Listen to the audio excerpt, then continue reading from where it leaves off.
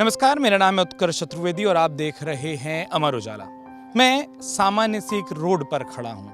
यही आपको लग रहा होगा। पीछे एक मैदान है, उसमें कुछ जानवर हैं। आमतौर पर इस देश के किसी भी गांव के किसी भी मैदान पर चले जाइए, ऐसे ही जानवर, उसमें कुछ पड़ी गंदगी, ये तमाम चीज़ें मौजूद होती हैं। लेकिन जब इस मैदान का एक चक्कर आप मारते हैं, इस मैदान को गोल गोल होकर घूमते हैं, तो भी आपको यही लगता है कि कहीं गोबर के कंडे वो उपले बनकर सूख रहे हैं, कहीं कुछ पेड़ लगे हुए हैं, कहीं लोग उसमें घूम टहल रहे हैं। लेकिन अब जब मैं उस मैदान की दूसरी ओर हूं, तो मेरे पीछे एक इमारत है, एक अच्छी खासी सुंदर बड़ी इमारत। और ये इमारत कौन सी है? ये इमारत है उस व्यक्ति के सम्मान में बने राष्ट्रीय स्मारक की इमारत, जिसने इस देश में लोकतंत्र की इमारत को, एक इबारत को लिखने की कोशिश की थी। मैं हूं इस देश में लोकनायक कहे जाने वाले जयप्रकाश नारायण की जन्मस्थली, उनके गांव सिताब दियारा में। और आज कैमरे पर आपको पहली बार ये भी दिखाएंगे कि उनके गांव का, उनकी जन्मस्थली का क्या हाल है। साथ में ये भी दिखाएंगे कि वो शख्स जिसने अपनी संपूर्ण क्रांति से इस देश की सरकार को झुकने पर, उन्हें जेल भेजने पर मजबूर कर दिया था, किन परिस्थितियों से, किन कमरों से, किस घर से होकर वो शख्स इस देश के और दुनिया के परचम पर लहराया था। तो देखिए अमर उजाला के कैमरे पर पहली बार लोकनायक जयप्रकाश नारायण का वो घर, पहली बार उस घर के अंदर से एक खास वीडियो रिपोर्ट।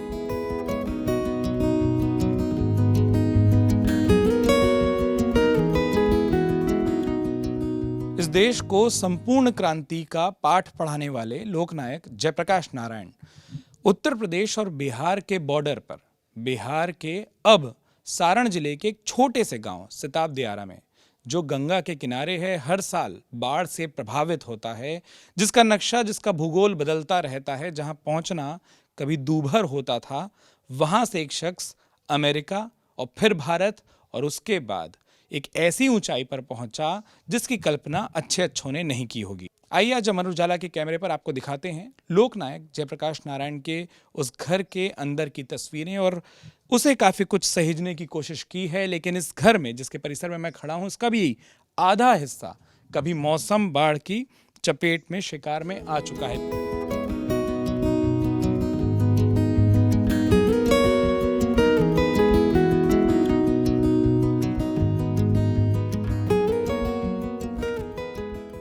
यहाँ आप देख सकते हैं कि नए बोर्ड कुछ लगे हैं जो बताते हैं यहाँ आने वाले लोगों को कि आखिर ये कमरे किस प्रयोग में आते थे। जैसे यहाँ साफ साफ लिखा है कि एक अतिथि कक्ष है, और अगर इसके अंदर मैं प्रवेश करूं तो कैसे उस समय पर इस जगह पर एक अतिथि कक्ष होता होगा, ये कमरा कितना बड़ा होता होगा, वो आपको दिखाएं। काफ़ी ज़्यादा जो पुराना स्ट्रक्चर है कि कभी इन जगहों पर रोशनी के लिए लालटेन रखी जाती हों, दिए जलाए जाते हों, वैसी दीवार पर जगह बची है।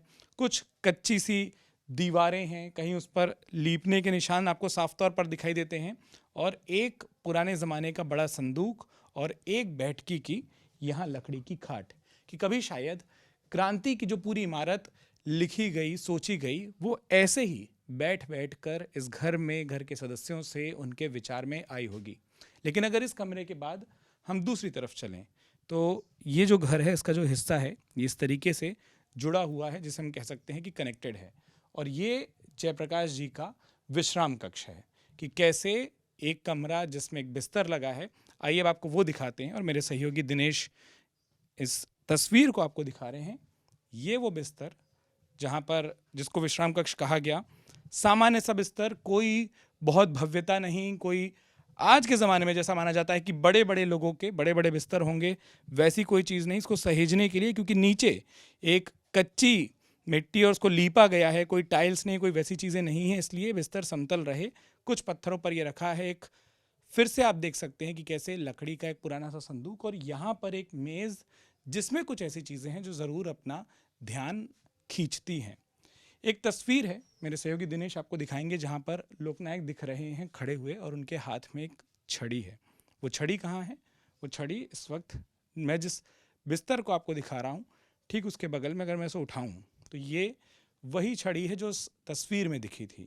और अभी भी यहाँ कुछ चीज़ें उनके अंतिम वक्त में, जब जयप्रकाश जी का निधन हुआ, उनको श्रद्धांजलि देते जो उस वक्त देश के तमाम बड़े नेता मौजूद थे, अटल बिहारी वाजपेयी, मधु दंडवते, वो आपको दिखाई देते हैं। ये स्केल है, इसका उपयोग रूरल के तौर पर होता था, स्केल के तौर पर होता था कि जब वो सीधी चपटी स्केल नहीं आती थी। और इस बिस्तर पर जयप्रकाश जी ने आराम किया है। अब अगर इस कमरे से मैं आगे चलूं तो एक और यहाँ पर बैठक कक्ष है कि जहाँ बैठकर नेता आपस में मिला करते थे। और यहाँ वापस एक खाट दिखाई देती है जिस पर बिस्तर नहीं है, कुछ पुराने औजार जो इस घर पर मिले, कोई पुराना बस्ता जो आज भी यहाँ टंगा हुआ है, पुरानी तस्वीरें। और हर जगह जहाँ आप जाएंगे इसके अलग अलग कमरों में जयप्रकाश जी की तस्वीरें यहाँ मौजूद हैं। पहले वो लालटेनें और उसके बाद वो लकड़ी के स्ट्रक्चर, वो निशान आपको दिखाई देते हैं, कुछ टंगाने की चीज़ें, उस ज़माने की वो खिड़कियाँ या सामान रखने की जगह। और उसके बाद ये एक हिस्सा है जो रसोई को जोड़ता है और वो भी हम आपको दिखाते हैं। ये स्विच बोर्ड बताते हैं जिसमें बल्ब नए हैं, वायरिंग नहीं है, ताकि जो लोग यहाँ इसे देखने आते हैं वो आराम से इसे देख सकें शाम के वक्त, रात के वक्त।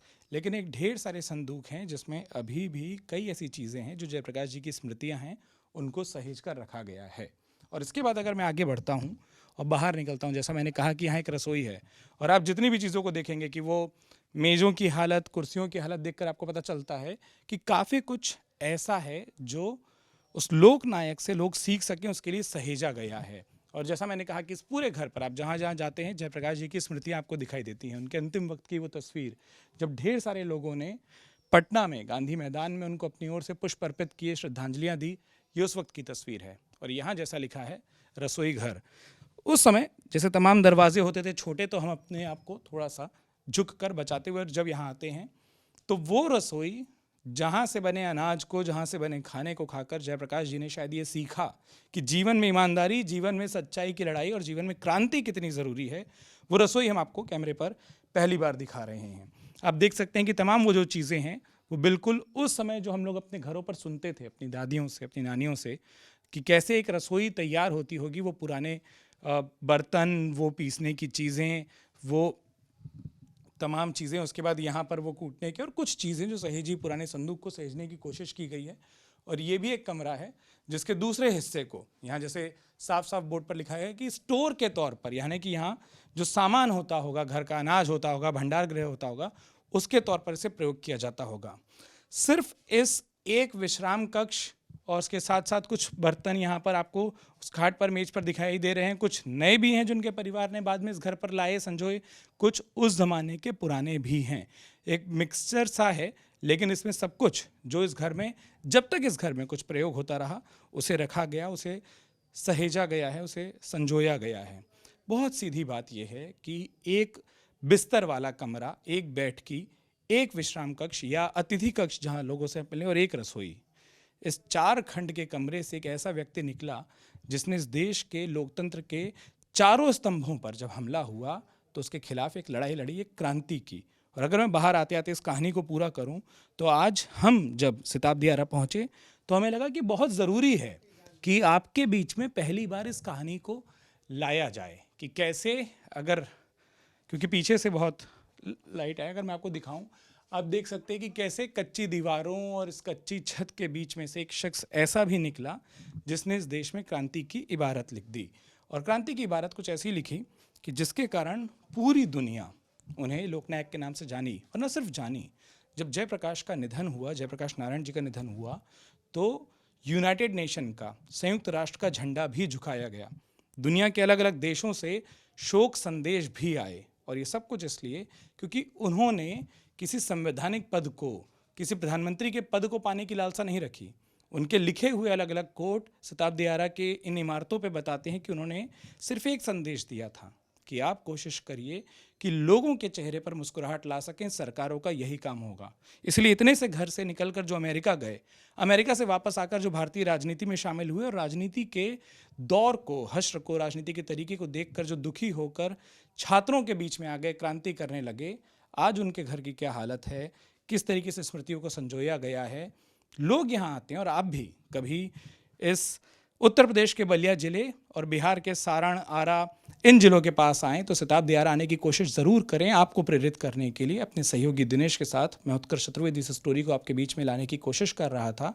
हमें कमेंट करके लिख कर बताना मत भूलिएगा कि आप जेपी के आंदोलन को कितना याद रखते हैं। क्या सही और क्या खूब कहा गया है कि शहीदों की चिताओं पर लगेंगे हर बरस मेले, वतन पर मर मिटने वालों का बाकी यही निशा होगा।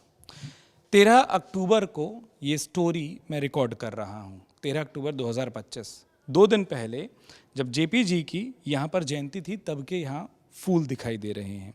और ये फूल बताते हैं कि यहाँ नीचे लिखा है ना, 8 अक्टूबर को इनका देहांत हुआ और 11 अक्टूबर को इनका जन्म हुआ। विजयादशमी का दिन था और पटना में देहांत हुआ।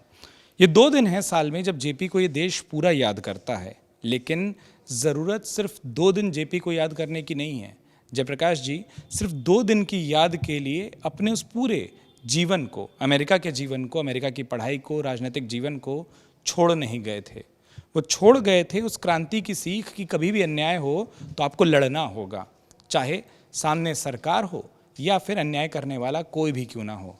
अगर इस सीख को याद रख जाएंगे तो जो उन्होंने बलिदान दिया है कुर्सी से लेकर अपने जीवन का, वो शायद सही साबित होगा, चरितार्थ होगा।